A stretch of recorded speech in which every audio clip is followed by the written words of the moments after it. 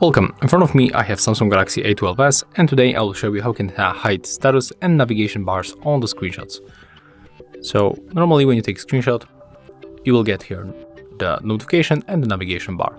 If you want to get rid of them, you have to simply go for the advanced features.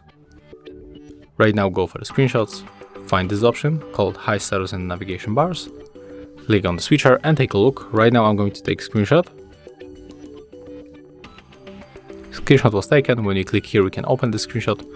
We can open it with gallery and take a look right now. The bars are not on the screenshot, they are just removed. And that's how we can make it. If you find this video helpful, remember to leave a like, comment and subscribe to our channel.